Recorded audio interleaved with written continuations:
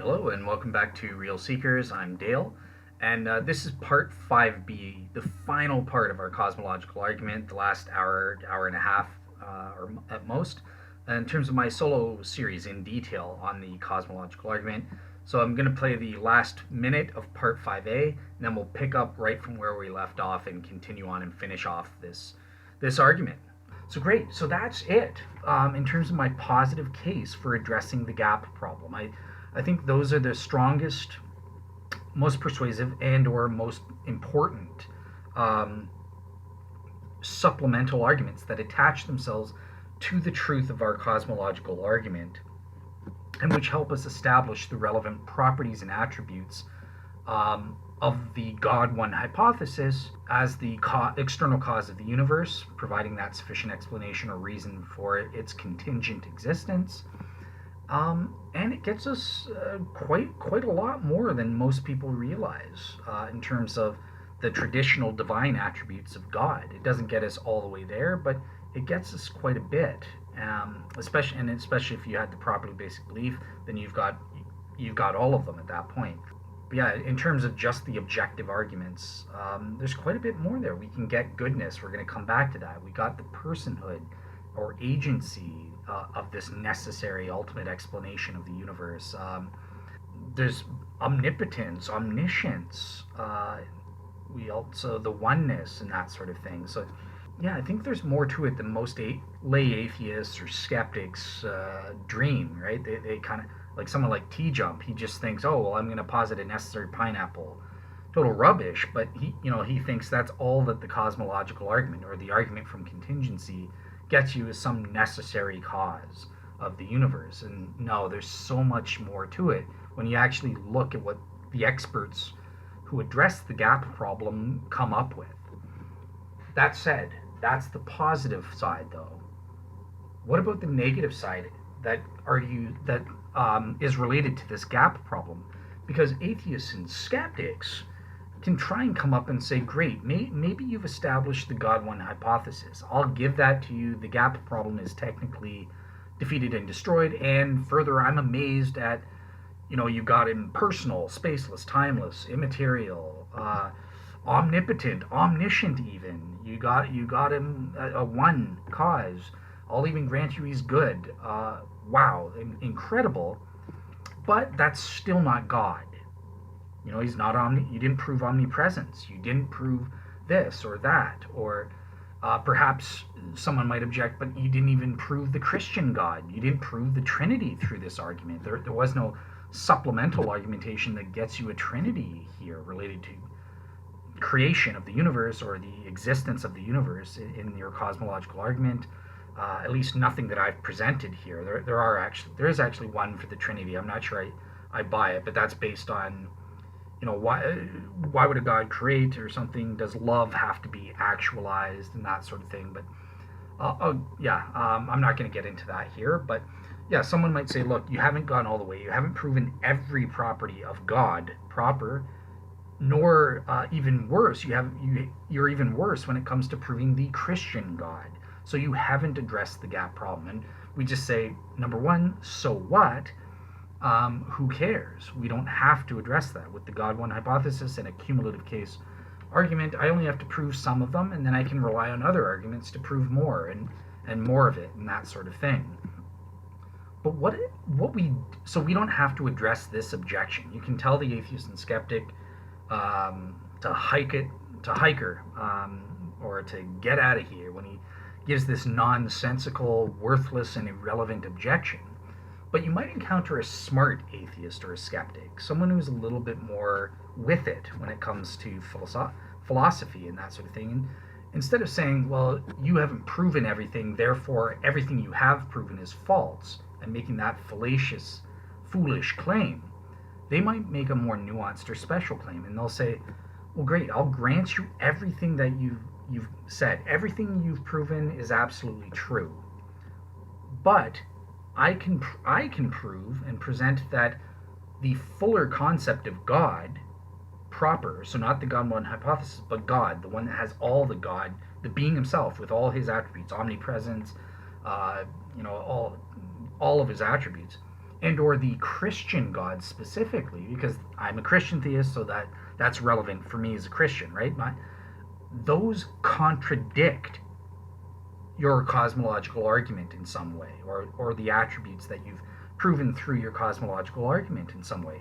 And that would be relevant. That would serve as a defeater for a cosmological argument if you're a traditional theist and or a Christian theist like me, because this cosmological argument and everything that's provable through it has to be consistent with the God final hypothesis, or the God himself, the being, and or the Christian God specifically, because that's why I believe God is. He's the Trinity, the triune God, God the Father, God the Son, God the Holy Spirit.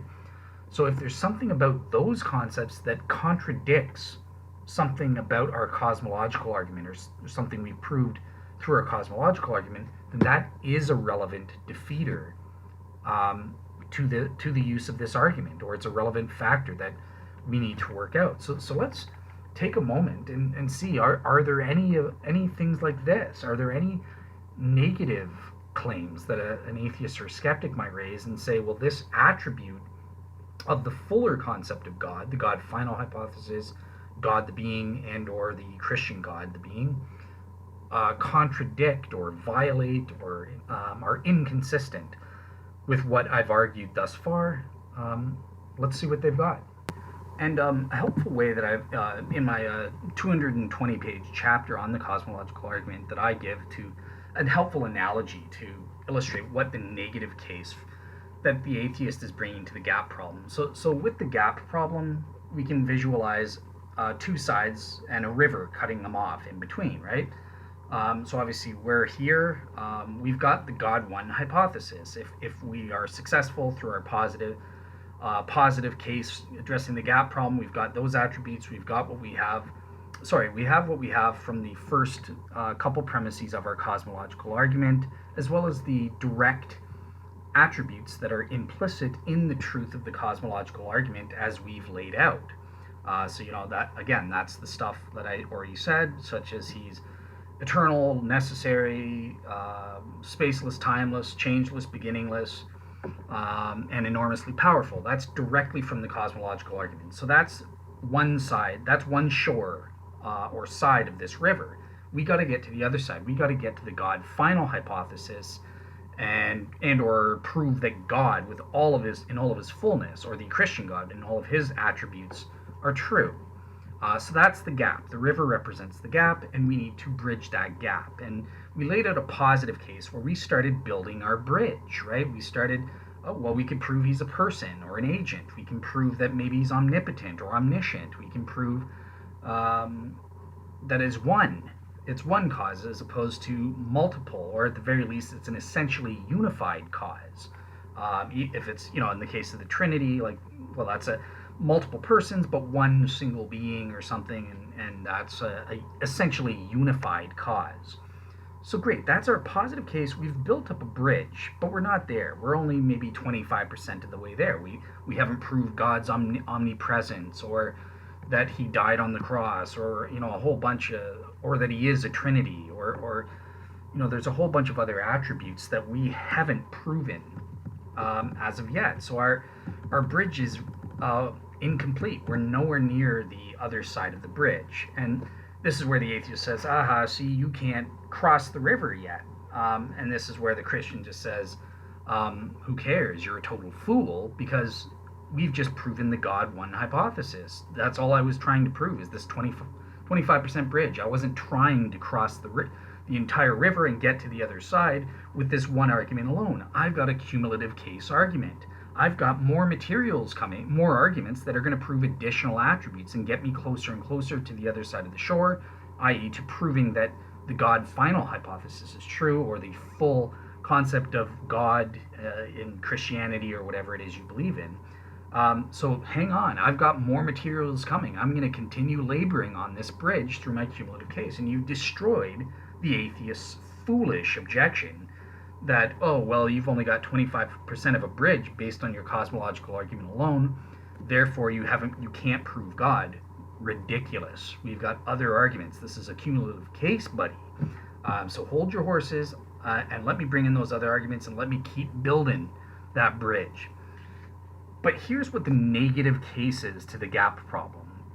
So this is essentially the atheist is coming in and giving and providing what's called a bridge blocker. So he's putting something, an obstacle, right in your way, so a counter argument that's directly relevant to the truth of our cosmological argument, and that's blocking it. So it doesn't matter what other arguments I bring in with my cumulative case, or if I continue building my bridge with new materials, and maybe I can build it halfway, but then there's an obstacle there. I can't get to the other side. I can't prove the full Christian God is true or something like that, because there's this bridge blocker. And that's what I'm talking about here with the negative case. Is there anything of this nature, directly, either explicit or implicit, in the truth of the cosmological argument, pretending we're successful in what we've argued up so far? Is there anything explicit or implicit, or is there any arguments that could be attached to the cosmological argument by an atheist that would constitute a blocker? So it doesn't matter what other arguments we bring in, we can't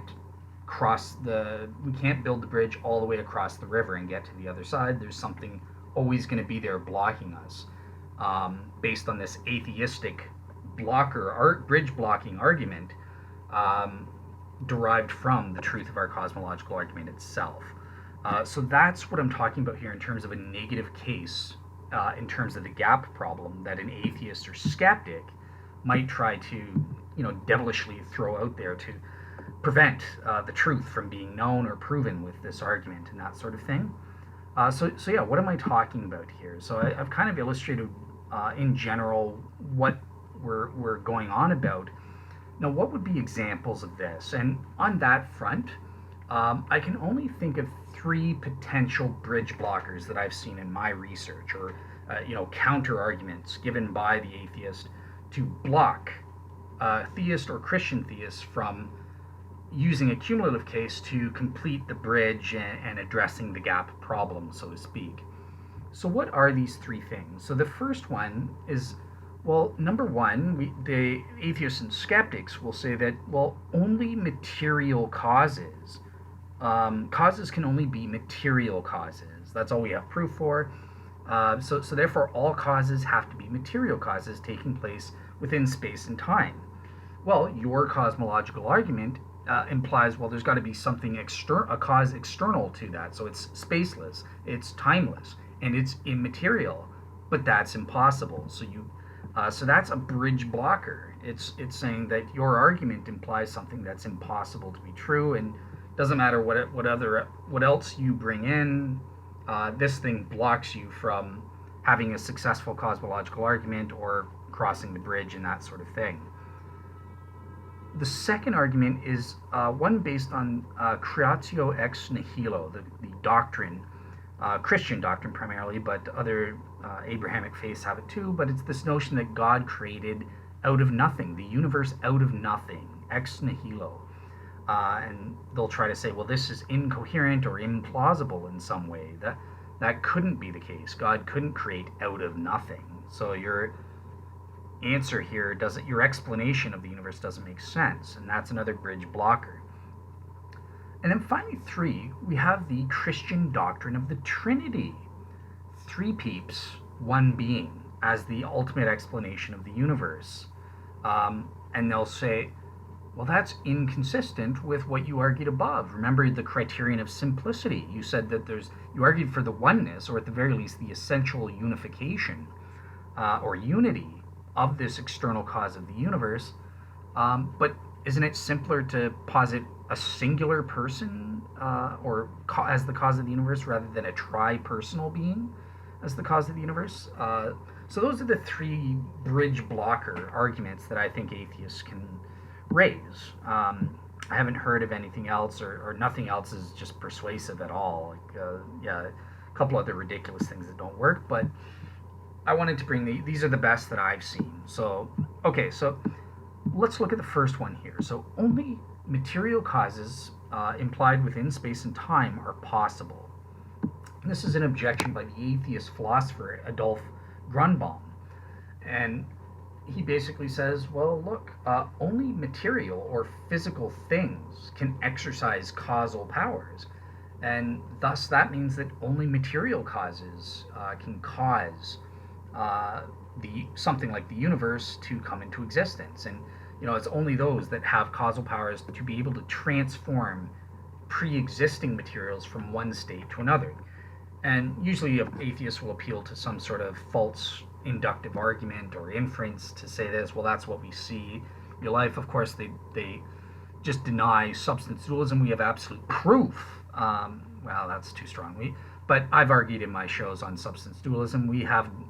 It's very probable, extremely probable, that we have proof every day for substance dualism, interactionism, whereby material causes don't happen. Our souls cause things in our bodies all the time, and that's not a material cause, it's an efficient cause.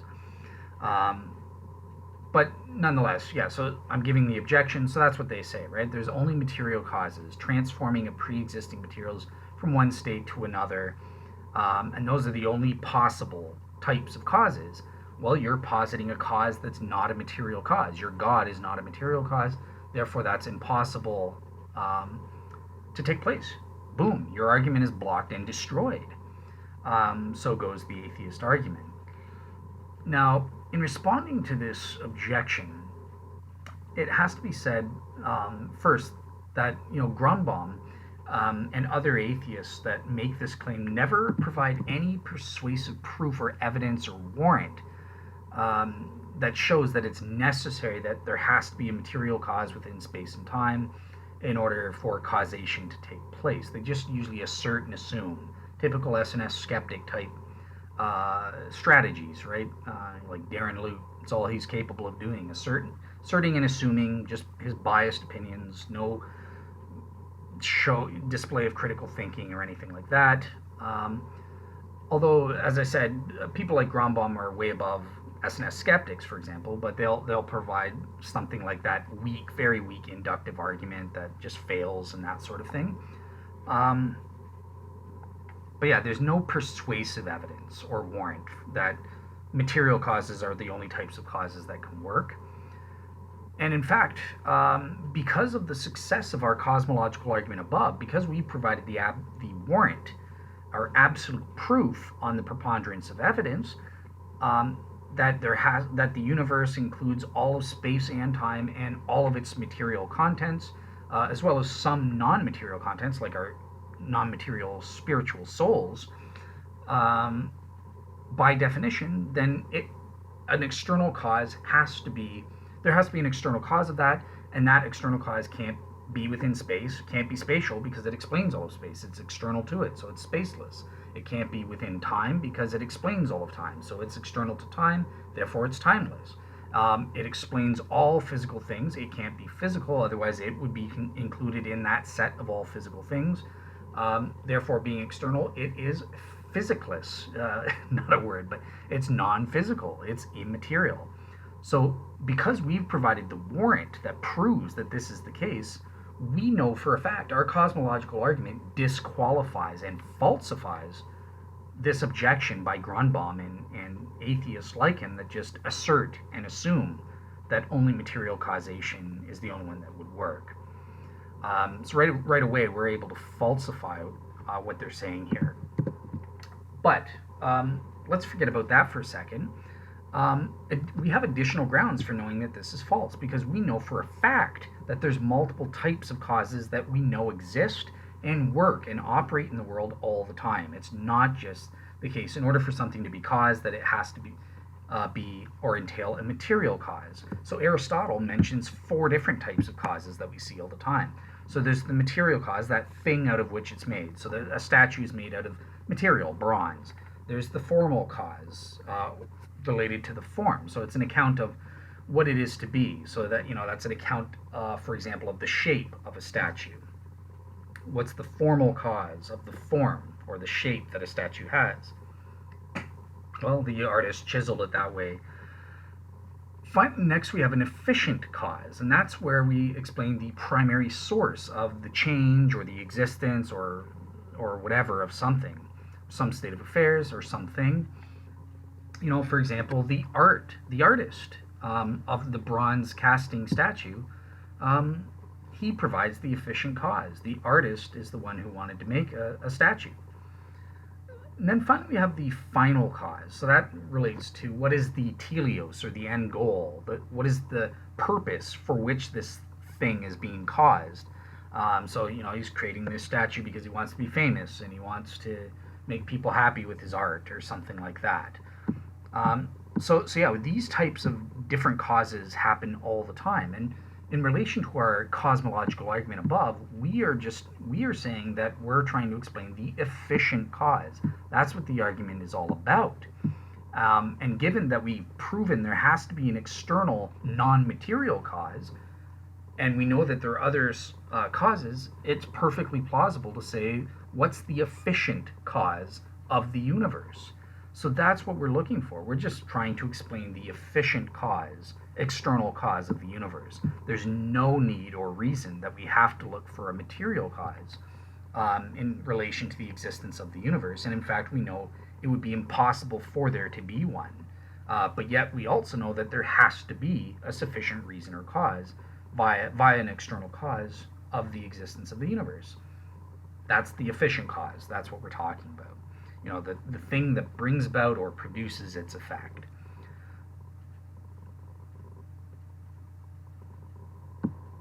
Now, one thing here that atheists and skeptics constantly like to bring up as though it's a relevant objection, and it's not, related to this efficient cause, is they say, okay, well, how does that work? Please tell me. And they're talking mechanistically. By what mechanisms does God create the universe?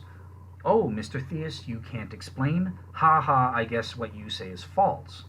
Utter foolishness. My goodness, I can't believe every time an atheist says this. I just scratch my head as to why they think that this is a relevant objection. It's ridiculous because, in the first place, who cares? Let's pretend we have an I don't know. That doesn't prove that God didn't cause the universe and or use mechanisms. We just are ignorant of them. I mean, remember, atheists and skeptics, don't be hypocrites. Don't you remember your professed, you're so prideful in saying we're ignorant. We have no clue how the universe came into existence, and that's a virtue of us. We can admit we don't know. But that doesn't prove that a God made it, that a God made this or created abiogenesis just because we can't explain how the first life forms came about. Well, the shoe's on the other foot, right? That just because human beings are currently ignorant of the mechanisms God used to create the universe as its efficient cause doesn't mean that there weren't mechanisms and or that God didn't create the universe as its efficient cause. So yeah, the absence of evidence in terms of the mechanisms isn't evidence of absence, and it's absolute foolishness on an atheist's part to pretend that it is. But that said, there has been some work on this front in terms of, well, how does it work? How does God create? And what I think is that I agree with most intelligent people and people with PhDs, like philosophers of action and philosophers of mind who think and reflect seriously on these matters. And they try to say, well, there are these things called basic or immediate actions. They are actions that don't involve any intermediate mechanisms. By asking for what are the intermediate mechanisms God used to create the universe, that's a total misnomer. You're asking an irrelevant question. You're comparing apples and oranges because there was none. God's creation of the universe was a basic or an immediate action. And this is what many people, philosophers of action and philosophers of mind, have appealed to these all the time. And for example, with substance dualism, I've proven that. I've done a series on the truth of substance dualism, proving on a balance of probabilities that we have a non-material soul that interacts with our bodies and vice versa, and that we are libertarian free will agents. So a lot of times our souls and immaterial souls act upon our body. When we make a choice or something to lift our finger, there's a basic or an immediate action where our soul interacts with our physical brain, and there's no intervening mechanisms. It's just an immediate basic action that we do it. Now, obviously, with that, whatever the basic action is in our brain, that's triggered. That triggers another series, and then, in terms of the body's explanation, to where we get to the point where our finger raises or something like that, that's a scientific, mechanistic, or deterministic explanation. But I'm talking about that initial physical event in your brain, that initial brain state that pops up. That's an absolute immediate or basic action caused directly by your soul interacting with your brain in that case. So that's what we're talking about. And it's the same with God and the creation of the universe. Philosophers like to say that God created the universe as a basic or immediate action. So that's how God created the universe. But again, it's totally irrelevant. Even if we say there are mechanisms, whether you think there are intervening mechanisms or it's a basic action, and whether or not we know exactly how God created, either based through an immediate action or through some kind of intermediary mechanisms of some sort, it doesn't matter. Whether we know that or not, it doesn't prove, our ignorance doesn't prove that God didn't create. So this kind of objection baffles me when atheists and skeptics constantly bring it up as though they're making some kind of a point and refuting the cosmological argument. It just seems ridiculous to me that the fact that we can't explain how this happens or how a miraculous event happens mechanistically proves that it can't happen. I don't know where that comes from.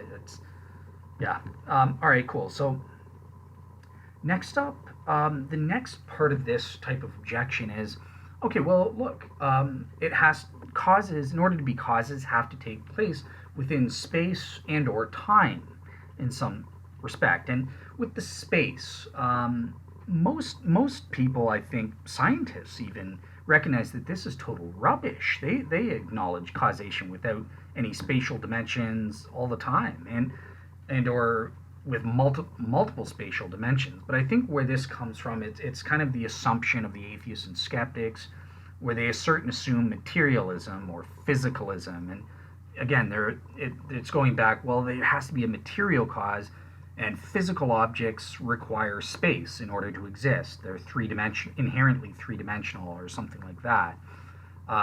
So I think that's where that comes from. But apart from that, those considerations, most people don't argue for this. It's mostly based on the temporal consideration that time, some sort of a cause, must be temporally prior to its effect in order to count as a cause. It's impossible for a cause to chronologically post-date the effect. And obviously that gets into debates about reverse causation. There's controversy there in science about, can there be such a thing as reverse causation, or what about causal loops? We kind of assessed that in part 3A and part 3B when we looked at some of the scientific models for the universe, for example. And obviously they don't work, and reverse causation, especially on an A theory of time, is just impossible. It rules out any kind of temporal causal loops, which is the only plausible way to get reverse causation, and only works if the B theory of time is true. It's under possibilism or a dynamic theory of time, those kind of causal loops don't work. So anyways, the point is, the objection here is assuming reverse causation or backwards causation isn't a thing. That can't work. And then the atheist is coming in and saying, well, then it's got to be a fact that causation must precede temporally its effect, temporally precede its effect. And this seems kind of intuitive or commonsensical. That's all of our inductive experience is that, right? We're within time.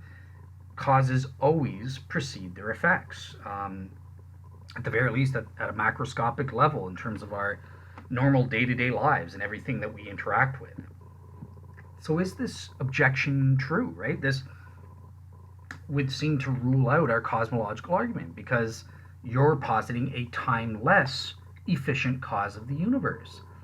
But causes have to temporally precede their effects. So this would rule out or block us being able to get to God, and even the success of the cosmological argument. Even the God one hypothesis is threatened by these objections and that sort of thing that I'm going over in this category, right? So how do we respond to this?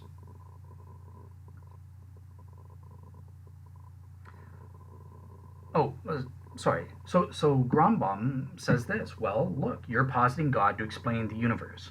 You've defined universe as all of space, all of time, that includes hypertime, dimensions, um, and as well all the physical contents, blah, blah, blah. The relevant bit here is the time bit. All of time is explained by God. So, well, therefore, you can't appeal to God creating time after the fact, after time already exists, because that's reverse causation. That's total rubbish. But you can't appeal to God creating time before time began to exist, because there is no before, right? God, you're saying it's a timeless cause. There is no either tensed or tenseless sense of before that one can appeal to with the B theory of time. The B theory of time isn't timeless. It's technically, I said that wrong when I was going over the arguments in part two. The B theory, it's not that it's a timeless theory, it's a tenseless theory. So there's time, but it's tenseless. There's no tenses. Everything exists just simultaneously, and we put those into earlier or later than relations, right? But if it's truly timeless, there is no sense of before. There's no way you can say God existed before and caused the universe to exist in any kind of chronological sense. So that's how this argument works. So what should we say by response? So in the first place, it's a false dilemma. You don't have to choose between before or after, because there is a such thing as simultaneous causation. And whereby we would just say, well, look, God caused the universe to exist simultaneously at the same temporal moment, or coincident with the same temporal moment, T1, when the universe began to exist. So it began to exist simultaneously with God's causing it to exist. It's not like he caused it at time 1, then it began to exist in time 2. No, there's such a thing as simultaneous causation. God caused it to exist, and it exists at time 1. And this is fully plausible. This makes total sense. Dr. William Lane Craig is famous for arguing this way in terms of simultaneous causation. And before I get into this solution, so this is the solution I like. Obviously, I'm a huge fan of William Lane Craig, and he's been heavily influential in my life, especially with the notion of God and time and the cosmological argument, among other things. So, yeah, I tend to follow, tend to agree with him on a lot of things. But understand, if you're a Christian that doesn't like William Lane Craig's thing, there are other Christians that don't argue that God is timeless. So perhaps our cosmological argument, it doesn't imply that there's a feature of timelessness. There could be God maybe exists in an undifferentiated time. So he's temporal, therefore he does exist prior to the creation of the universe, but it's an undifferentiated temporal dimension. And I kind of covered this in my show about Plato. I did an essay for school about Plato and the temporal instant. And I think that Plato differentiated between undifferentiated time versus metric time, where we can differentiate 1 hour, 5 hours, 5 months, 2 years, and that sort of thing. So some people could say maybe God exists in undifferentiated time, or hypertime, or something like that, and escape this argument. But again, because we've defined the universe as all of time, so that would include undifferentiated time and hypertime, the only option is for God to be timeless. And that's why it's 100% proven that God would be timeless given the truth of our cosmological argument, at least in terms of how we've defined the universe and or the universe plus to include all of time, whether that's hypertime, undifferentiated time, or metric time, doesn't matter.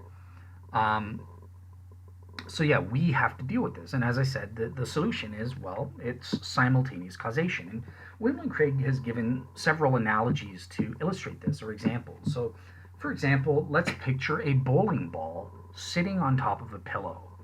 And it causes an indent in the pillow, obviously, when it sits down due to the effects of gravity. But now let's pretend that that bowling ball has been sitting on that pillow for all of eternity. Well, it would have caused the indent from all of eternity. So simultaneous with the ball sitting on the pillow and causing the indent. The indent would have been there from all eternity as well. And another example here illustrating this is a chandelier hanging from the ceiling by a chain. Well, the chain is causing the chandelier to continue hanging to the ceiling. Simultaneous with that is the chain being caused by the ceiling to hang up in its position and that sort of thing. So there's simultaneous causation. The ceiling is causing the chain to stay up, and the chain is causing the chandelier to chain up, and that's all happening simultaneously, even though there's a causal precedence, right? So the ceiling is primary, causally speaking, just like the bowling ball is primary, causally speaking. The indent is causally dependent upon the bowling ball existing and stuff like that, just like the chandelier is causally dependent on the chain, and the chain is causally dependent on the ceiling in order to be hanging up there and stuff like that. So there's causal dependency, or there can be causal priority, but that doesn't necessarily deny that there's, chronologically speaking, simultaneous causation. So yeah, that's what I'm trying to get the point across here, is that causation can be, there can be some priority in terms of the explanatory or causal priority, right? One thing is dependent on the other versus another, but that doesn't mean that they're necessarily chronologically prior. The cause is chronologically prior to the effect. And think about this in terms of God and things like numbers. Numbers are necessary dependent. They are causally dependent. Numbers can't exist without God, right? Because God exists a se, according to Christian theists and traditionally. So numbers exist as thoughts in the mind of God, right? So those thoughts can't exist without God's mind existing. They are causally dependent on God. But yet they're both chronologically, eternally present simultaneously. There's never been a time when God has existed and the number two has not existed. So it's not like God's mind exists, then at time one, and then at time two he causes the number two to exist. No, the number two exists necessarily as a thought in God's head. They both have existed from eternity past, from time one, so to speak. Again, that doesn't make sense because God is timeless without creation and that sort of thing. So, but that's sort of beside the point. I'm just illustrating how this argument works. Okay, so I think you get that, right? There can be causal priority, but that doesn't necessarily translate to there having to be chronological priority. There can be what's called simultaneous causation. That's the main point in rebuttal to this skeptical and atheistic argument about causes needing to temporarily prior to the effects that they cause to exist or to happen or whatever. Now, what's even more fascinating here is that even scientists have been proven the plausibility of this timeless cause of the universe creating the universe simultaneously. So there's a scientifically plausible notion in the field of cosmology today. Both atheists and theist scientists accept this, right? So think of the Big Bang singularity, right?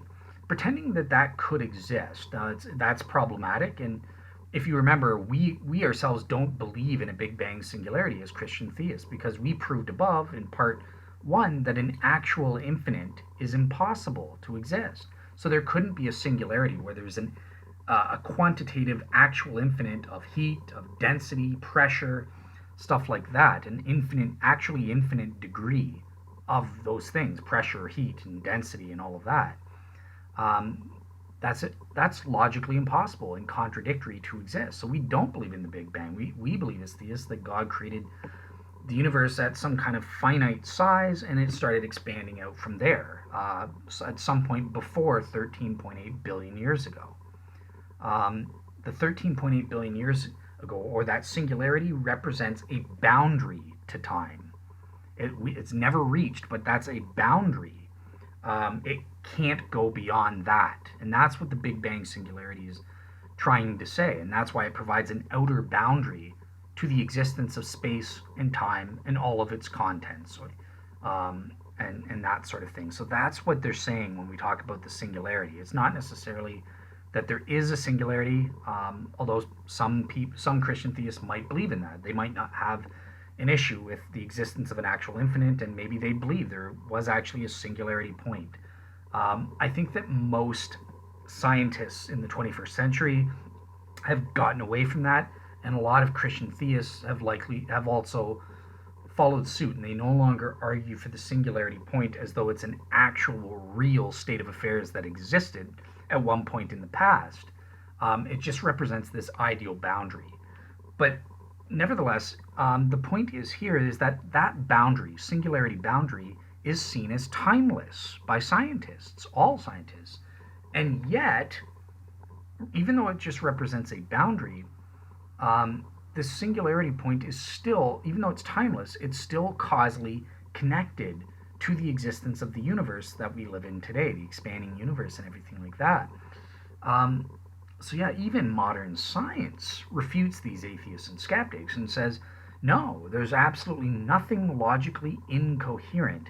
Even if you think that it's incoherent for a singularity to exist, nevertheless, just positing that it could, given that it could, let's pretend for a second it could, then it would be timeless. And yet nobody sees that a timeless singularity being causally connected to the existence of our universe, and therefore causing the universe as we see it to exist, standing in causal relations to the universe as we have it today, throughout, being the origin of it. That's not problematic at all. So yeah, that's what I wanted to say about this. I think that you can kind of see this objection is just totally refuted and doesn't make any sense. But the next thing I'm going to do, I actually do want to do, because I promised Chris Date, I'm going to do an appendix on God's relationship to time as kind of an appendix show to my cosmological argument. So that's the next solo show I'm going to do. Then after that, I'm going to get into doing a Shroud solo show for Robert Parr. He's always been a loyal listener, and I know that he loves those. So I'm going to get back into those and at least do one show, another Shroud solo show this summer, hopefully before the fall semester. And then I want to work on the Jesus Mythicism show, and then finally come back to the Existence of God series and get into the modal ontological argument. So that's the plan for the solo shows there. Anyways, getting back to this. So yeah, as you can see, there's nothing impossible or implausible about positing God being being timeless without, not before, because there is no before, but without creation. And then with creation, he enters into causal relations. He's causally prior, but not chronologically prior, because chronologically he's simultaneous to the existence of the universe that he chooses to create. So yeah, God's choice causing the universe to exist is simultaneous, chronologically speaking, with the existence, beginning or origin of the contingent existence of the universe. And God is timeless without the universe, but is within time, enters into time with the creation of the universe, and he changes, and his causal relations or relationships change as we progress through time and that sort of thing. But yeah, more on that in the appendix. Okay, so the next skeptical or atheistic objection is that, well, you say that God, your hypothesis is that God created out of nothing, creatio ex nihilo. Well, that's totally incoherent, right? How can you create out of nothing when we have, number one, we have a principle, out of nothing comes. So yeah, how the atheist says, how does God take nothing and transform that into creation? That doesn't make sense. That's implausible. Out of nothing comes. So that's the objection here. And in the first place, it's just, we have to say, well, this is just total rubbish. The atheist doesn't know what he's talking about when it comes to nothing.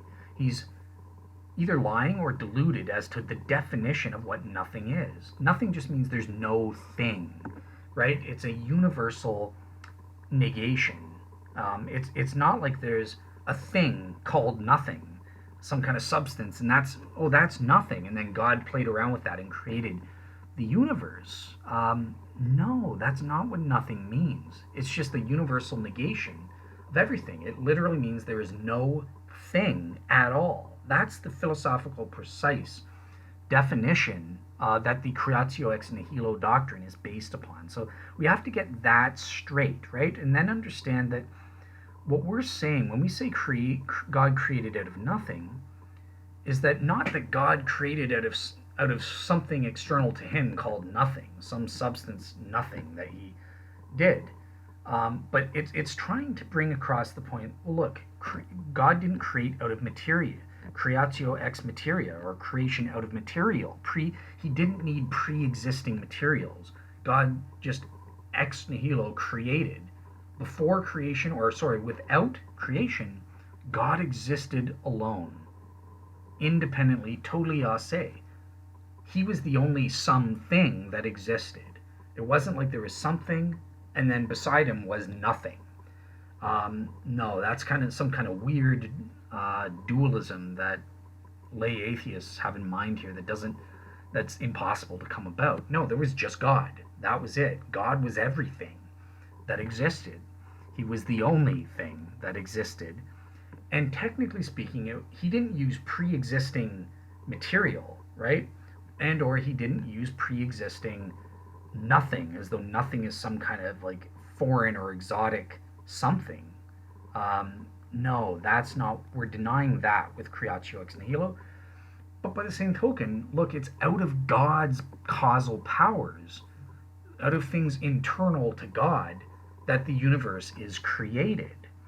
It's only God exists, so it's creation, technically speaking, is out of God. Creatio ex Deus, out of God.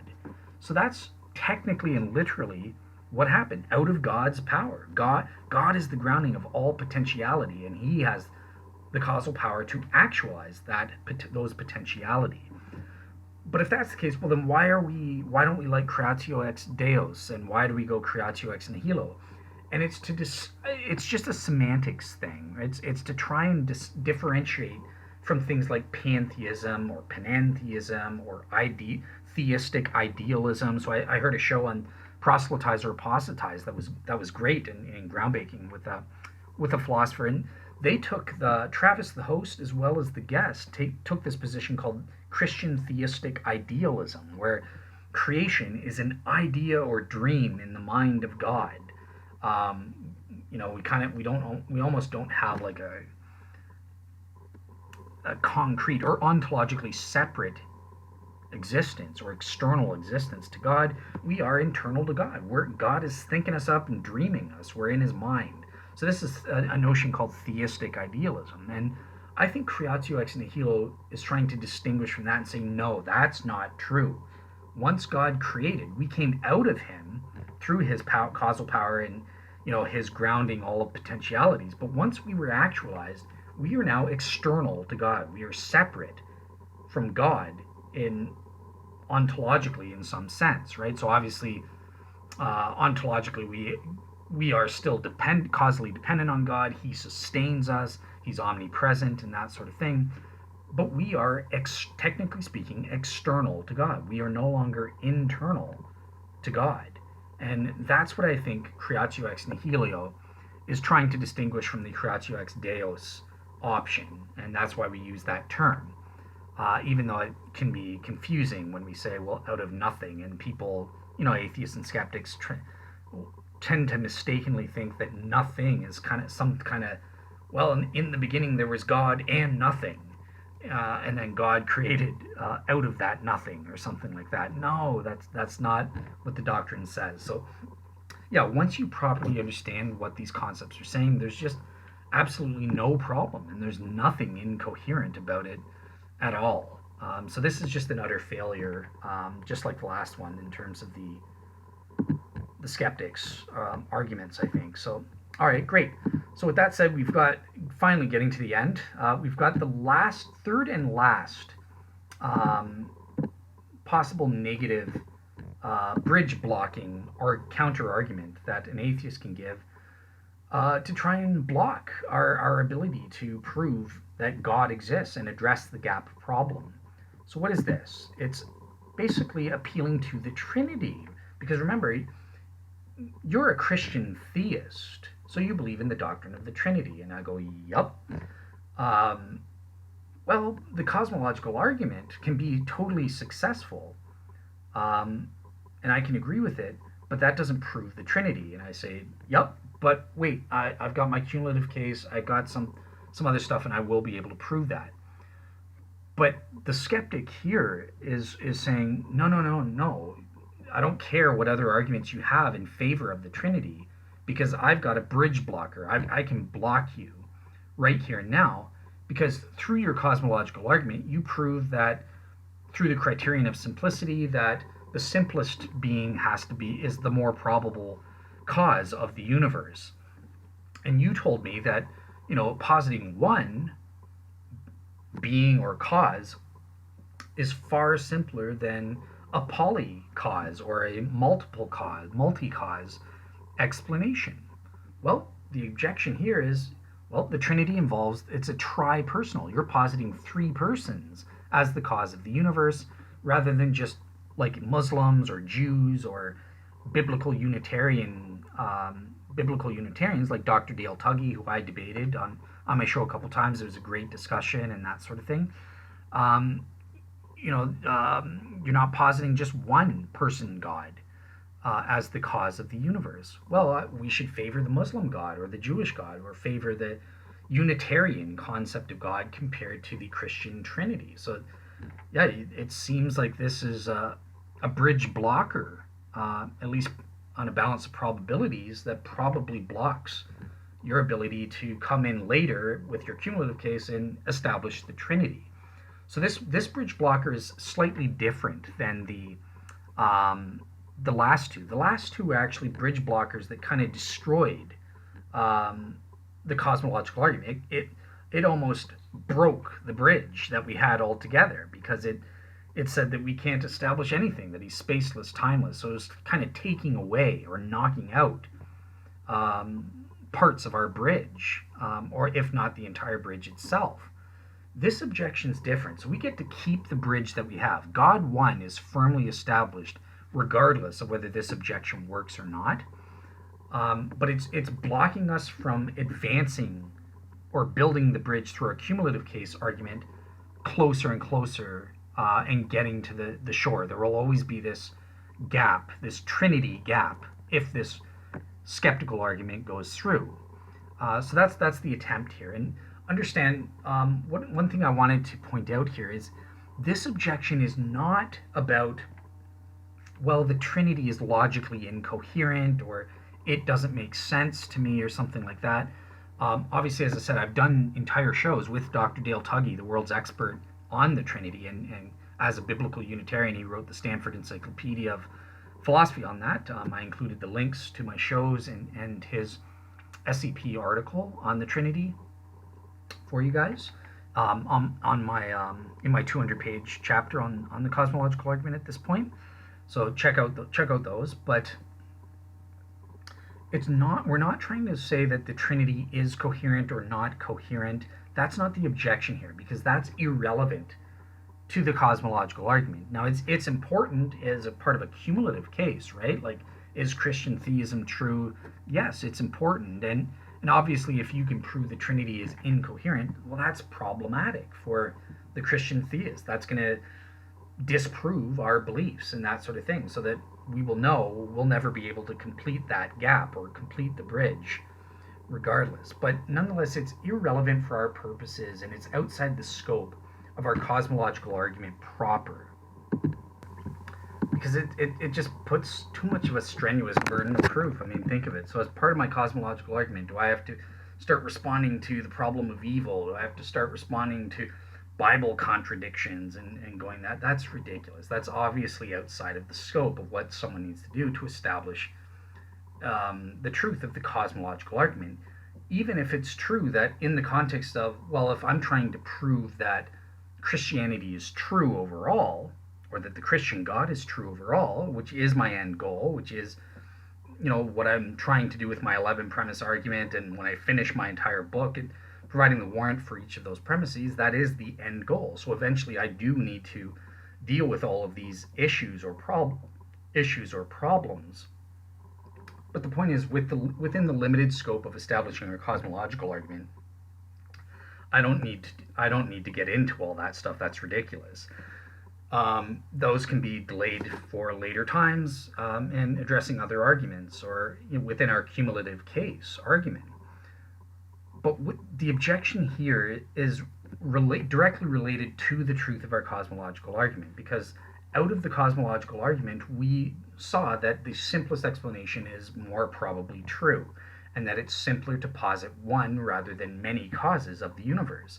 Well, the objection goes, the atheist says, well, the Trinity constitutes multiple causes, and therefore is less probable than just the God of Islam or Allah, a one cause, a Unitarian concept of God.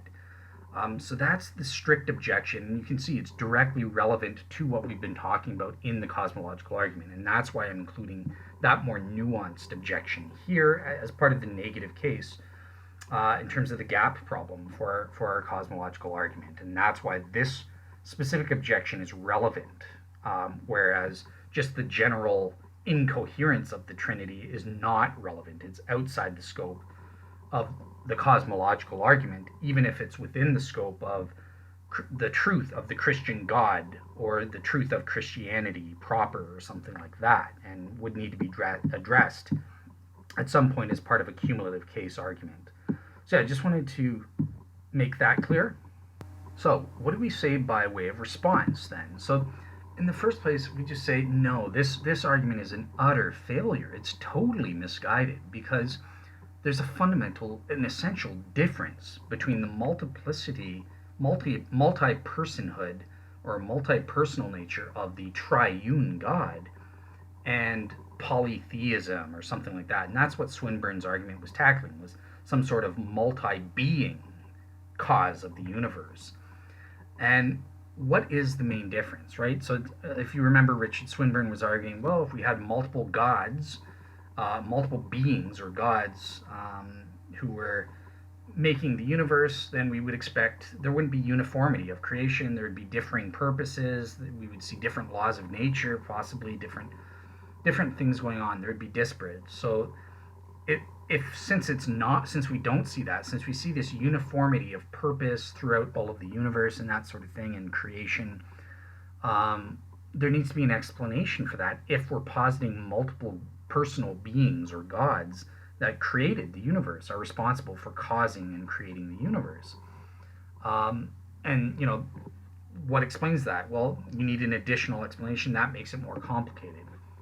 With the Trinity, though, it's totally different, because there's only one cause. There's only one being, God, the Godhead. There's only one soul, God, and that soul happens to have three sets of cognitive faculties sufficient for personhood. Three persons: God the Father, God the Son, and God the Holy Spirit. This is the Trinity monotheism model that I go for and have argued for, based on Dr. William Lane Craig's work yet again.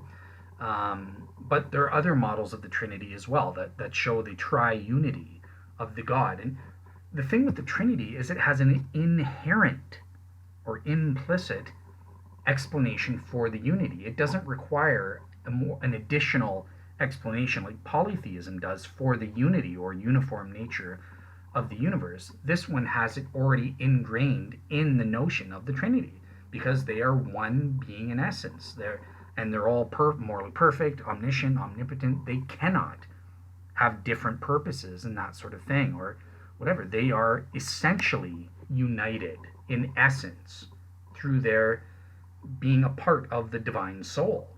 And that explains why there's this uniformity, why they're essentially unified and that sort of thing. And that doesn't require an extra explanation. So it's just as simple. A Unitarian concept of God is just as simple as the Trinity. But the polytheist option is more complicated, because it doesn't have an inbuilt explanation for the unity of these disparate persons, divine persons, and therefore it requires a more complicated explanation and that sort of thing.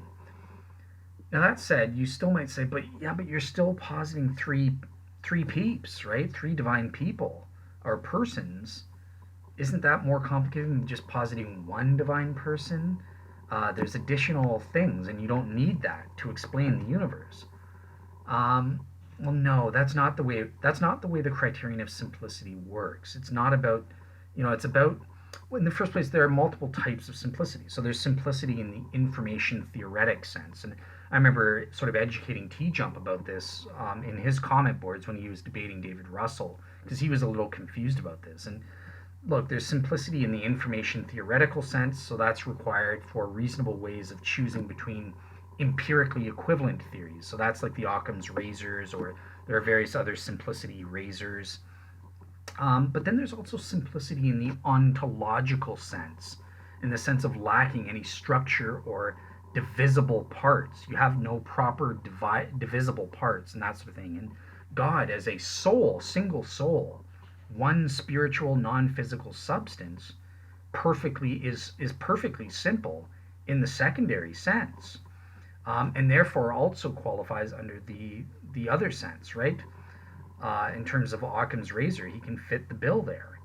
Um, so yeah, there's no reason to choose a tripersonal over a Unitarian over a tripersonal concept of God. They're both just as simple as each other. So yeah, based on simplicity, we can't really choose. And if you want to think about this, because even Unitarians themselves admit this, think about it.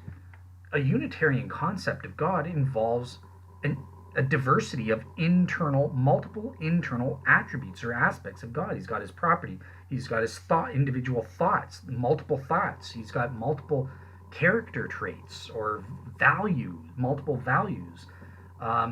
Even a Unitarian concept of God is incredibly um, diverse and has multiple aspects. They're not independent, multiple aspects. But again, because no Unitarian thinks that's a problem, because, well, that's part of being a person. A person has various things, but in essence, he's ontologically simple, because persons they have free will, they have a mind, they have thoughts, they have um, different values and character traits and stuff like that, and a nature, and that's just what it means to be a person. Simple explanation, ontologically simple. There's no reason to specify that. Now, some people might say, some of the advocates who go for divine simplicity, they would disagree with this, right? They say, well, God's got to be divinely simple. They mix up his existence as part of his essence, all of his properties reduced down to his essence, his existence, or something like that in essence.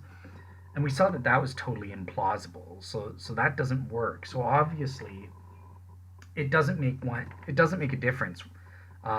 You're just as simple, even if you have diverse internal aspects, so long as those aspects are inherently explained in the unity of the object or something. So, in regards to persons, all of my hundreds of thoughts that I have throughout my life are inherently unified within me through my mind, and that sort of thing. My mind is unified to me as a person, and that sort of thing, as one of my faculties. Just like all my other values and attributes and stuff like that. So there's an inherent explanation for the uniformity or for the unity in that case, and it's essential. It's an essential explanation. It's an essential unity there. Well, it's the same way. There's no difference in saying, well, I've got different thoughts and that's unified and that's perfectly simple. Well, maybe I've got different sets of faculty. God has 3 different sets of cognitive faculties sufficient for personhood that are inherently internal and essential to his soul, to who he is as a divine being, one single divine being. The fact that he's got a multiplicity of internal attributes or aspects doesn't make him any more or less simple than anything else, because there's that inherent explanation for that unity. So yeah, I think I've beaten this to death. This objection is an utter failure on the part of atheists and skeptics. The triune God is just as simple as the Unitarian God. In fact, I've seen arguments that try to say actually it's the opposite. a triune God a Trinity is the most simple explanation. So Richard Swinburne gives this an argument here. That's kind of outside the scope of our cosmological, but I'll just throw it in quickly. But he basically says, no, there has to be three persons. That's the simplest explanation. Three divine persons as one God being. Why? Because we have to actualize love. A Unitarian concept of God can't actualize love because he's selfish. He can't love anything. There's nothing and no one for him to love. In order to be truly loving and actualize love, which is maximally great and better, you need to have another person to love, and for that person to actually love you. There needs to be a real relationship. But if there's only two, well, then that's not good enough to actualize selfless love, because there could be selfish love and that sort of thing. So in order to actualize selfless love, you need a third person, so that second person can love the third person can love the second person without needing you. So you want them to love each other, and you're not selfish. You selflessly say, yes, I love them and want the best for them. They love each other, that's great, independent of whether I love them or not. But obviously you do love the Trinity. They all love each other and that sort of thing. But three is the simplest minimal number you need to actualize selfless love. And on that front, the Trinity is simpler than, it's more plausible than and has more explanatory power than a biunity or a Unitarian concept of God. And the Trinity is the simplest explanation. Why posit 4 when you only need 3? Why posit 500 when you only need 3? This is why we arrive at the Trinity as the simplest explanation. That's an aside. I don't necessarily buy that argument fully. There may be something to it, but again, it's outside the scope of the argument. I just wanted to give you a sense that there is a counter there where, some people make arguments, plausible arguments, that the Trinity is the simplest explanation and not a Unitarian concept of God. For our purposes, I'm just saying, look, we can't prove either way. They are equal. They're explanatorily equal in terms of their simplicity. Both are just as simple as each other, and there's no reason to favor one over the other, whereas there is reason to favor a one God being over a poly-being option. That's more complicated. So yeah, that's my response to these objections. Those are all three of that. So that's great. All of them fail in terms of the negative aspect. So yeah, what have we got here? In terms of our premise 3 conclusion, we saw 99% proven that the taxi cab fallacy has been overcome. 98.94% proven that the problem 2, the self-causation and infinite regress, including brief explanation of the multiverses, that's 98.94% proven that problem was overcome. Then finally, the gap problem, which we just looked at both the positive and negative cases, and I gave it about an 84.03% proven that these features are established. That excludes the omnipotence and omniscience feature, which I only gave about 55% proven on that front. So I'm excluding omnipotence and omniscience just to make it a stronger argument. But understand, there were those arguments from Richard Swinburne that it's simpler to posit omnipotence and omniscience, and there was also Jerome Gelman's argument for omnipotence there. So if they're successful, then you can include them, and you can have a fuller concept of God. You're closer across the bridge, but there's a lesser degree of warrant, in my opinion, at 55% rather than 84.03% proven that the gap problem is addressed if we just posit a personal, free-willed, metaphysically, logically necessary being that is spaceless, timeless, non-physical and immaterial, beginningless, changeless, and enormously powerful. And it's singular, or is essentially unified. If we leave it at that, then that's 84.03% proven. Otherwise, if you want to add in omnipotence and omniscience, then based on my evaluation, it's going to be much lower. But maybe you evaluated Richard Swinburne's argument from simplicity on that front to be higher, or maybe you understood Gelman's and Alexander Proust's argument for omnipotence better than I did. So maybe you would have included that, and maybe you're much higher on that front. So that's great. Cool. So yeah, overall, premise 3 has been proven. All three remaining problems have been overcome in the 82.31% proven level. That's my own subjective or normative probability value based on all the factors. So that's it. Great. So yeah, wrapping things up, because I think we're almost at 4 hours. Okay, so wrapping things up, that's my cosmological argument, my Leibnizian cosmological argument based on the contingency of the universe. And in total, so we saw in parts 1, 2, 3a, and 3b, we proved and warranted premise 1, that the universe or universe plus is a contingent existing thing. Then premise 2 we covered in part 4, which was our principle of sufficient reason in answering the Glendower problem, and that said that every contingent existing thing has a sufficient explanation of its existence, either in the necessity of its own nature or in an external cause, and that was every existing thing, Finally, premise 3. Well, that's the one we just finished in this part 5 video. If the universe has a sufficient explanation of its existence, then that explanation is God 1, i.e. the truth of the God 1 hypothesis. Conclusion, therefore, the universe has a sufficient explanation of its existence, and that explanation is the God 1 hypothesis, the truth of the God 1 hypothesis, or God 1 for short. So in premise 1, we came to the conclusion that premise was warranted in the 99.95% proven level or warranted level, given my subjective probability values. Yours may be slightly different, but I think the evidence is sufficiently strong to say that it's proven beyond reasonable doubt. If you're 95% or below in your own subjective values, there's something wrong with you. You've misunderstood the arguments, or you're not, or you're missing something, or you're ignorant, or something like that, or you're just evil. You could be evil and just lying to yourself and that sort of thing. So yeah, I think that this is proven beyond reasonable doubt. Same deal with premise number 2. That was firmly established with absolute certainty for me at 100% proven level. That, again, the principle of sufficient reason, as we've defined it in the moderate form, is proven to be true, and further that it applies in the case of the contingent existence of the universe. So again, this is proven beyond reasonable doubt.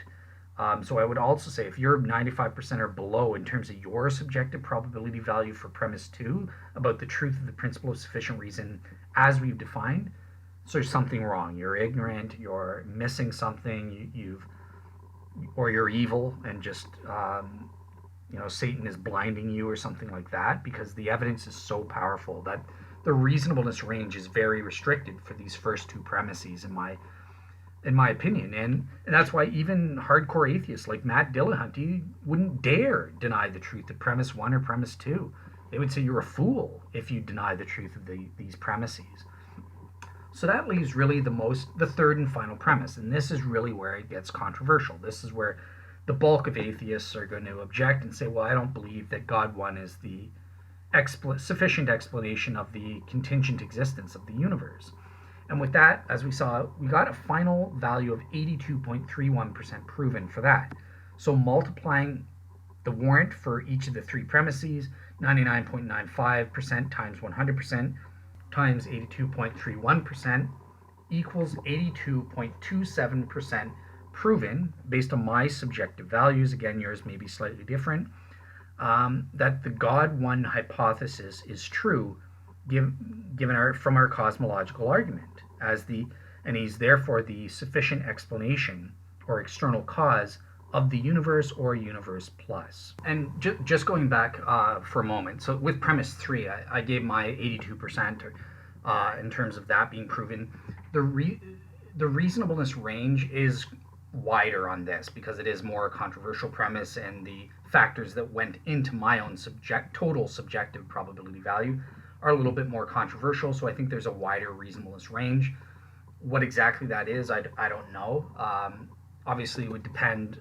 My assessment is limited because there were certain arguments that I'm ignorant of, and that, such as Jerome Gelman's, I wasn't fully understanding that and how it would relate to our argument based on contingent things rather than contingent truths. So maybe you've understand that and you're much higher because it's worked. Or or likewise you could be lower. I think that there's a bit of a wider range. It's still going to be in the category of very probable. I haven't defined what the reasonableness range is, but yeah, I did want to be honest and say that with premise 3, it's not like premise 1 and 2 where there's a very strict range. It's got to be 95.01% or to 100%, and if you're outside of that, then you're unreasonable, and that's crystal clear. This evidence is so strong and evident that you literally, not as an insult, but you literally have to be an unreasonable fool to be less than that on those issues, just given the strength of the evidence. But that's not the case with premise 3. I think there's a little bit more flexibility and there's a wider reasonableness range that can be allowed there. And the other thing I wanted to bring up, so with this 82.27% proven that the God 1 hypothesis is true as the sufficient explanation for the contingent existence of the universe, or the universe plus, don't forget also in the gap problem, we also had my properly basic belief that I didn't include in my own calculations. But if you're interested in truth, you absolutely should be including that because it's the degree of warrant. Who cares? Whether it's objective or subjective evidence doesn't matter. I just excluded it from my calculation for the sake of atheists and skeptics that might not have a properly basic belief at all and just depend on the objective evidence. So I was doing that for practical reasons. But in terms of my own personal beliefs, no, I'm including my 100% degree proven based on contingent on the foundation of the objective arguments that we've proven about this cause being true, that therefore that cause is a maximal being, omnipotent, omniscience, everything except the moral character. For whatever reason, my properly basic belief doesn't speak to that. Maybe yours does if you have one, and that's great. Or maybe you don't get a maximal being in a properly basic way. You get some additional properties, like you get omnipotence, but you don't get omniscience or something like that. I just wanted to explain or illustrate how properly basic beliefs can work. They can operate, they can apply to different beliefs, differing beliefs. They don't have to be uniform from person to person because, again, our faculties are corrupted by sin to varying degrees and that sort of thing. And they can be induced in different ways. They can be pure, properly basic beliefs, truly basic. There's no foundation that sparks or induces them, or they're derived from, apart from, grounded in some experience or something like that. But there's also properly basic beliefs that they're basic beliefs in that we're not deriving or inferring their truth based on anything, but they still have a foundation. So instead of being grounded in experience, I would say the properly basic belief is being grounded in my derivative knowledge that the external cause of the universe has to be personal, necessary, timeless, spaceless, all of that stuff. Once I've derived that knowledge objectively, well, then that induces within me a properly based belief, and I get the rest as to a maximal being. Not a maximal great being or a maximal evil being, but a maximal being nonetheless. So yeah, hope that makes sense. And yeah, that's everything. That's 4 hours. So thank you guys for listening. I'm glad that this Cosmological Argument is finally completed. Next time I will work on a summary version, or I want to have a discussion show on the Cosmological Argument at some point. But other than that, moving on to different topics for the solo shows for the next little bit. So that'll be great. Have a great week, everybody.